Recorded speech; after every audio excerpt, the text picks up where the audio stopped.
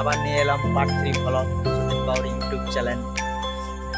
আমি আমার মামার ছেলে ছোট্ট স্কুলে পড়ে, তো ওর ড্রেস দিচ্ছে স্কুলে, তার জন্য আমাকে নিয়ে এলো। বলছে আমার যে শরীর খারাপ, মাস্টারকে বলে দিয়েছো। তার জন্য ওর সাথে এলাম। এসেই দেখতে পেলাম একটা ভালো রকম নেচার ভিউ। মানে হচ্ছে যে এই পরিবেশটা অনেক সুন্দর, এখানে অনেক মন্দির আছে, ভালো ভালো জায়গাটা ছোট কিন্তু ভালো।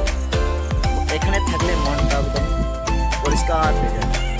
তোমাদেরকে আমি ব্যাক ক্যামেরা দেখাচ্ছি এখানে মন্দির কী কী আছে না আছে। অবশ্যই পরিবেশটা অনেক সুন্দর, এখানে অনেক মন্দির আছে, ভালো ভালো জায়গাটা ছোট কিন্তু ভালো। এখানে থাকলে মনটা একদম পরিষ্কার হয়ে যায়। তোমাদেরকে আমি ব্যাক ক্যামেরা দেখাচ্ছি এখানে মন্দির কী কী আছে না আছে। অবশ্যই দেখো। এটাতে যে দেবাদেব মহাদেবের মন্দির, জয় শ্রী মহাকাল, তারই একটা মন্দির, ছোট্ট কিন্তু দেখতে অনেক সুন্দর। তোমাদের একটু ব্যাক ক্যামেরাতে দেখালাম। এবার তোমাদেরকে আরও কিছু মন্দির দেখাচ্ছি।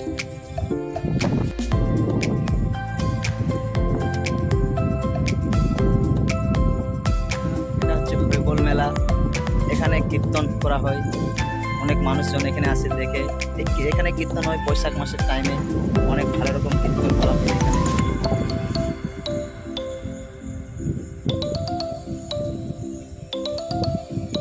তো বন্ধুরা, এটা হচ্ছে তুলসী মেলা, সবার বাড়িতে থাকে এবং এখানেও আছে, দেখতে খুব সুন্দর।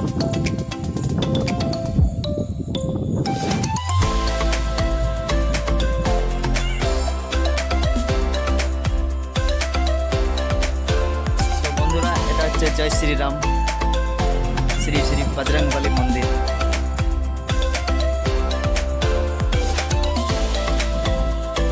এইখানে একটা বট গাছ আছে বড়, এখানে অনেক ছাওয়া হয়, সবাই মানুষজন এখানে রোদের জন্য আরাম করে বসে থাকে।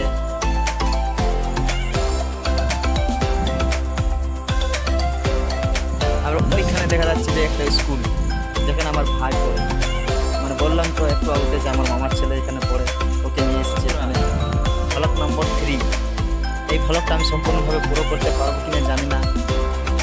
আকাশে তো মেঘ পুরো ঘনিয়ে এসেছে, বৃষ্টি হওয়ার সম্ভাবনা আছে। আমার পার্ট 2 ব্লগে বলেছিলাম যে বৃষ্টি হওয়ার সম্ভাবনা আছে, মেঘের প্রকৃতিও দেখিয়েছি। এখন ব্যাক ক্যামেরায় আরেকবার দেখাচ্ছি, একটু একটু বৃষ্টি হচ্ছে। ব্যাক ক্যামেরায় দেখো মেঘের আবহাওয়াটা কেমন আছে।